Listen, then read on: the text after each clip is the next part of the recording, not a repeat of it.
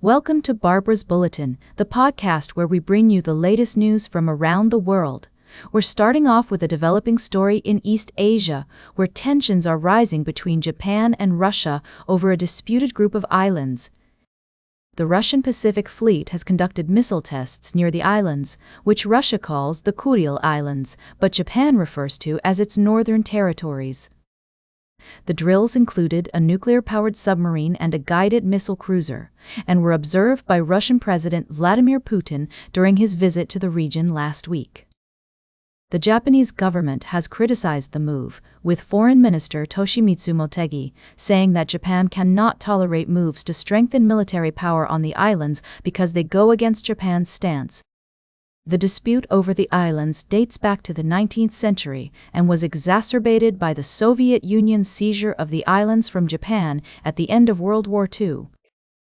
Russia has stated that the drills are necessary to ensure the country's security in the region, while Japan sees them as a provocation.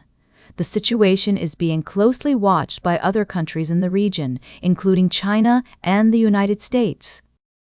It's a complex and sensitive issue, with both sides having valid claims and concerns.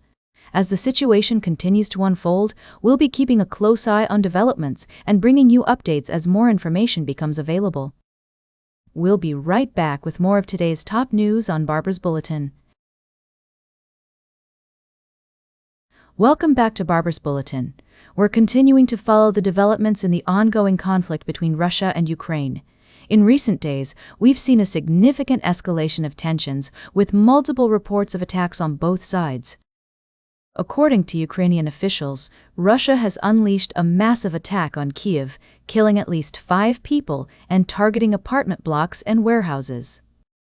The State Emergency Service of Ukraine reported that more than a dozen regions have been targeted across the country over the past week, with Russia launching over 1,550 attack drones, 1,560 guided aerial bombs, and 62 other attacks. Meanwhile, in Crimea, Ukrainian drones have struck an industrial site in the Perm region, resulting in the deaths of at least 2 people and injuring several others. The Kremlin-appointed head of Crimea, Sergei Aksyonov, reported that 3 people, including a child, were wounded in a fatal attack on the peninsula's Simferopol district. Russia's defense ministry claims to have intercepted 325 Ukrainian drones across Russia and annexed Crimea between Thursday night and Friday morning.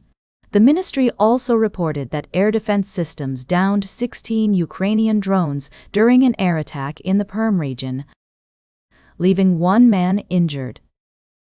It's worth noting that Ukraine has not commented on the recent detentions of suspected Ukrainian agents by Russian authorities.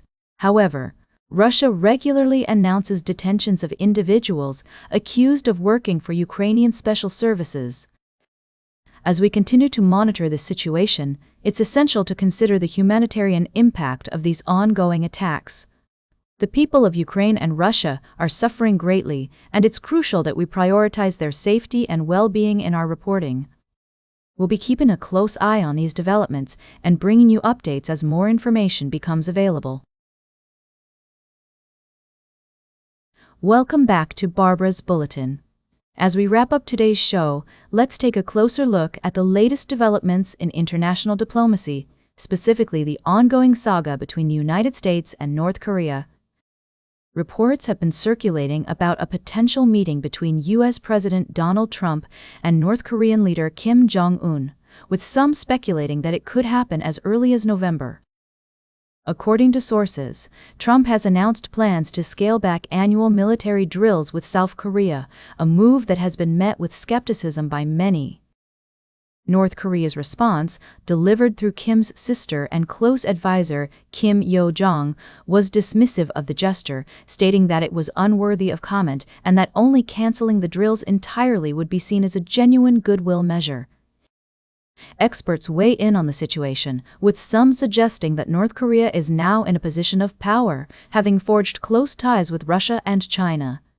This newfound leverage may embolden Kim to demand more concessions from the U.S. before agreeing to any talks. Others point out that time is not on Trump's side, with the upcoming U.S. midterm elections adding pressure to secure some kind of deal. As the situation continues to unfold, it's essential to consider multiple perspectives and avoid jumping to conclusions. While a meeting between Trump and Kim could potentially lead to breakthroughs, it's crucial to prioritize the security concerns of all parties involved, including South Korea. Ultimately, the path forward will depend on careful diplomacy and a willingness to engage in meaningful dialogue. As we wait to see how events unfold, one thing is clear: the world will be watching closely, eager for any signs of progress or setbacks in this complex and delicate process. That's all for today's Barbara's Bulletin. Remember to like, share, and subscribe, and until next time, stay engaged.